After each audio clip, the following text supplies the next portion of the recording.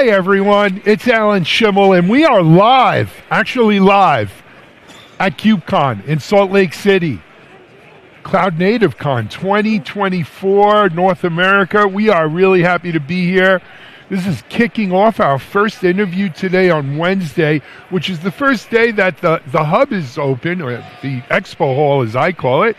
And it's quite a big expo hall. Yeah. I don't know if you had a chance to walk around, but it's bigger than last year. And more tightly packed, as one would expect without COVID, right? Yes. During COVID, we were spread out pretty good. I want to introduce you to our first guest, and what a great way to kick off our coverage here today.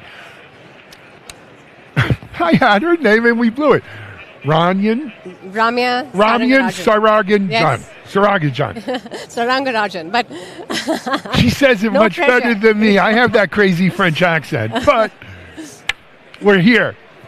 First of all, welcome and thank you for so being much. here. Before we get into anything we want to talk about, what's been your impression, just kind of even just walking to the floor Yes. here today? So this is my second KubeCon. I've been in this job for like about 10 months now, managing Kubernetes product marketing for AWS, and it's fantastic. I mean, these conferences in general, I'm a fan of because I get to speak to people like you who have a different viewpoint from the rest of us in making these products, and also our customers, which you get to hear it from the horse's mouth in a way. And I think I enjoy the feedback, and I more importantly enjoy the energy. And it's so fascinating to see the innovation across the board. So I personally enjoyed, and I think this event has been fantastic. Even though it's been cold. Yes, it is cold. Folks, yeah, I think I'm people are from bringing South energy. Florida. Yeah. I broke out every piece of winter clothing I have. Same. living in the Bay Area. It's Yeah, always- you're not used to this. Yep. But you know, it's interesting. It's a critical mass of people. I Yep. mean, there's certainly a lot of people here. Of course, not anything near what you'll have in a couple of weeks in Las Vegas Yes. for AWS reInvent.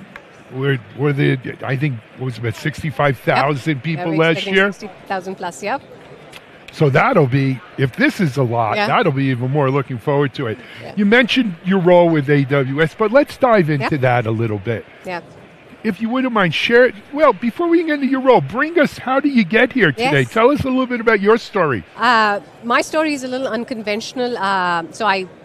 Today I lead product marketing for Kubernetes and serverless business, but the way I got here, so I actually studied computer science engineering. So in a way you'd say, okay, this is normal for you, but right out of college I was a quota carrying rep, I was in sales. So I have a lot of empathy for the sellers in the industry. Yeah.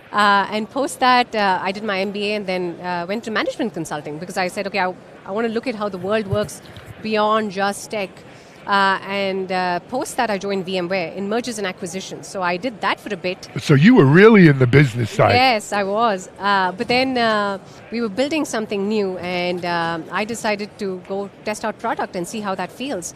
And in those days, I was like, hey, do you want to be a product marketer or a product management? I said, oh, I've done sales. I want to be closer to the customer.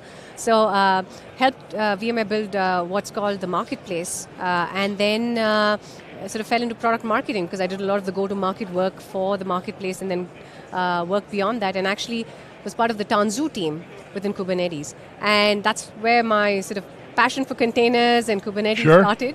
Cloud native, yeah. Yes, I started with AWS a couple of years back, leading the serverless business, product marketing, and then just the beginning of the year also took on the container/Kubernetes business. So it's been a journey. I didn't grow up in product marketing, but I also joke that because I've seen all the other sides, I sort of catch them on their pieces, but also at the same time I have a lot of empathy for the partners we work with on a day-to-day basis. Well, not only the empathy, but after having seen all these other aspects of, paths that one can take, the fact that you chose product marketing means that it really called to you, and if you wanted to do something else, you would be doing something else. No, I like being the sort of between what I say, the customer and the product, and sort of talking about this story. Why is this important for you? And really, are we building things which are important for customers? Are we helping them understand the value?